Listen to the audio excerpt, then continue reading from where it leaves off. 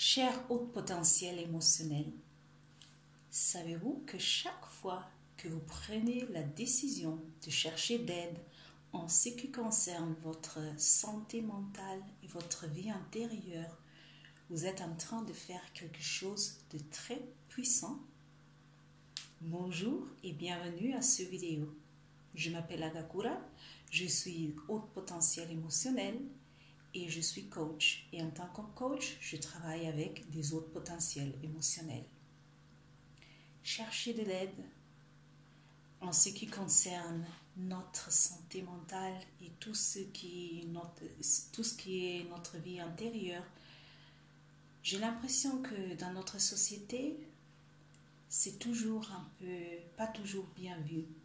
Et je me demande pourquoi. Parce que quand on a un problème dans la maison, on n'hésite pas d'appeler le plombier au lieu d'essayer de le faire nous-mêmes.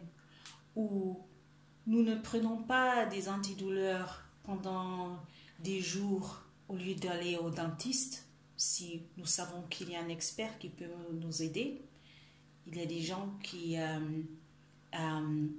cherchent d'aide pour avoir leur maison en ordre. Alors, nos vies sont pleines d'exemples où nous cherchons d'aide avec un expert pour nous aider avec certaines choses.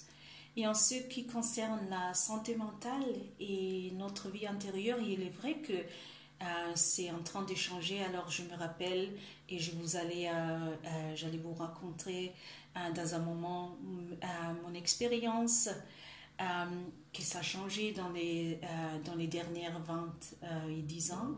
Mais il y a toujours une hésitation.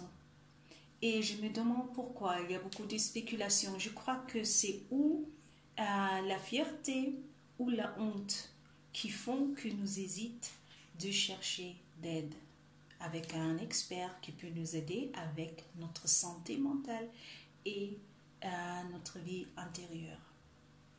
Alors, il y a la fierté qui dit « je n'ai pas besoin de l'aide, je peux tout faire, tout solutionner moi-même ». Il y a la honte qui dit « si je cherche l'aide, que vont dire les autres ?» Alors c'est là les deux raisons principales que je crois qui font que nous hésitions quand il s'agit de chercher d'aide avec notre santé mentale. Alors j'aimerais bien vous parler d'un temps où il y a 23 ans où je suis allée chez le médecin et il a pris tout son temps, il a parlé avec moi, c'était la première fois d'être dans son cabinet et à la fin de notre conversation, il m'a dit « je crois que en fait vous devrez parler avec quelqu'un d'autre, c'est pas moi ». Il m'a donné le numéro d'une psychologue et pour moi, j'avais 23 ans, c'était la première fois que j'ai écouté le nom, pas le nom, mais c'était la première fois que quelqu'un m'avait proposé de voir un psychologue. Et j'avais cette hésitation et aussi les gens avec qui j'ai parlé, même des amis, ils m'ont dit « mais tu n'as pas besoin d'un psychologue ». Et c'était comme pourquoi est-ce que tu crois que tu dois avoir un psychologue? Mais je suis très heureuse que j'ai suivi le conseil de ce médecin parce que le procès comment est-ce qu'on dit, qu'on a fait avec ces psychologues, ça a changé beaucoup et je crois que même jusqu'à aujourd'hui, je vois comme ce procès a eu de l'influence sur ma vie, sur mes décisions et tout ça. Et entre d'autres choses, j'ai retrouvé mon amour, l'amour que j'avais pour la musique. Alors j'étais dans un moment de dépression existentielle où il y avait choses qui avaient de la sens. La vie pour moi n'avait pas de la sens. J'étais triste et pour moi c'était un jour après l'autre, mais c'était comme vide. Tout était vide. Et en parlant avec cette dame, j'ai retrouvé mon amour pour la musique. Et des années après, alors elle m'a dit, alors vous savez qu'à côté, il y a une école de musique, pourquoi vous n'allez pas là et vous voyez si vous êtes intéressé de faire des classes. J'ai commencé avec les classes de piano. Et un jour, le prof de piano m'a dit, alors tu peux jouer la main gauche et tu chantes la mélodie de la main droite. Et quand j'ai chanté, elle m'a regardé, elle m'a dit, tu veux pas faire les classes de chant? Et des années après, je suis entrée au conservatoire pour étudier le chant classique. Et c'est pour vous dire que dans ce moment, ce procès a fait que je découvert et que je retrouve une part de moi que je croyais perdue. Est-ce qu'on a parlé de mon passé, des traumas passés et des douleurs? Oui, mais on n'a pas arrêté là-bas. On a parlé aussi de mes rêves et elle était là pour aussi être le miroir et pour me rappeler de qui j'étais et que je n'étais pas cette situation. C'était une situation, mais ce n'était pas ce que je suis. Je n'étais pas mes traumas, je n'étais pas mes expériences traumatiques et mes douleurs. Et à peu près 20 ans après, j'ai décidé de chercher d'aide avec une coach parce que j'étais dans un moment de ma vie de ne pas savoir bien quelle direction prendre avec ma vie, avec ma vie laborale et aussi il y avait l'idée de changer de pays et j'ai décidé de chercher d'aide avec un coach et elle m'a aidée et elle m'a rassurée que c'était bien de faire un changement de pays pour voir si c'était la bonne chose. Et elle m'a aussi dit, il n'y a aucune décision que tu ne peux pas, tu peux après dire, alors ce n'était pas la bonne chose pour moi, mais ce n'est pas la honte. On peut aussi prendre des décisions et après dire, alors non, je crois que ce n'était pas ce que j'avais besoin, mais est-ce qu'on a parlé aussi de mes peurs et les insécurités? Oui, mais on ne s'est pas arrêté là-bas.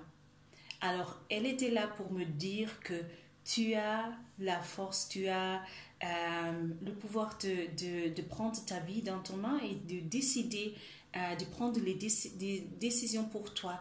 Tu n'as pas besoin de permis de cette personne ou la situation ne décide pas pour toi. C'est toi qui dis, alors je prends ma vie dans les mains et je décide d'essayer ce changement de pays.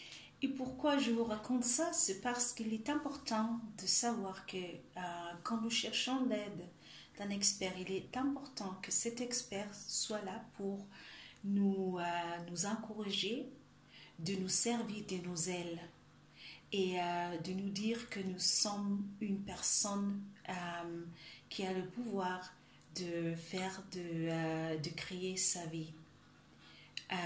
Et parfois, par exemple, quand j'ai dans les sessions, dans les séances avec la thérapeute, je me sentais si petite, je n'avais pas de la motivation, tout ça, mais elle m'a écoutée, elle était empathique, elle a entendu d'où ça venait, mais elle était toujours le miroir de la personne que j'étais en réalité. Elle m'a toujours aussi rappelé de ne pas oublier de cette personne que je suis, une personne qui était plein de rêves, plein de désirs aussi. Et c'est ça qui est important de savoir quand nous cherchons l'aide. Et alors, il est important d'entendre que chercher d'aide, ce n'est pas mettre notre vie dans les mains d'une autre personne, non. Sinon, c'est joindre les forces avec une autre personne qui nous aidera ou à guérir ou à réussir nos buts. Et je suis convaincue que cette vie n'est pas faite, on n'est pas fait de faire cette vie toute seule. Et je crois que comme haut potentiel émotionnel, nous pouvons profiter beaucoup des experts, soit des thérapeutes ou des coachs pour nous aider dans les différents procès de notre vie. J'ai aussi enregistré une vidéo où je parle de ce que moi je crois, c'est la différence entre la thérapie et le coaching, que là, ça nous aide à guérir. Par exemple, si on a un bras cassé, et c'est la thérapie, par exemple. Et après, parfois, nous avons besoin de l'aide de retrouver la mobilité. Et ça, c'est le coaching, retrouver le chemin de nos rêves, de nos désirs, de nos visions et tout ça. Et je crois qu'il y a beaucoup, je sais qu'il y a beaucoup des experts qui sont là pour, pour aider dans ce procès, moi inclus. Et vous pouvez toujours, je mettrai aussi mon email pour, et comme vous pouvez me contacter si vous êtes curieux de savoir si je suis un bon choix pour vous. À travailler avec vous, mais je ne parle pas seulement de ça, mais il est important si vous avez l'impression que vous avez besoin de travailler avec quelqu'un, avec un expert pour vous aider de guérir et pour vous aider de tout ce que ce soit votre santé mentale et votre vie intérieure, de ne pas hésiter et de ne pas laisser que la fierté ou la honte vous quitte cette puissance de dire je vais chercher d'aide. Alors, j'espère que j'ai pu vous aider avec ce vidéo et je vous remercie beaucoup et j'espère de vous revoir dans un des prochaines vidéos. Merci et au revoir.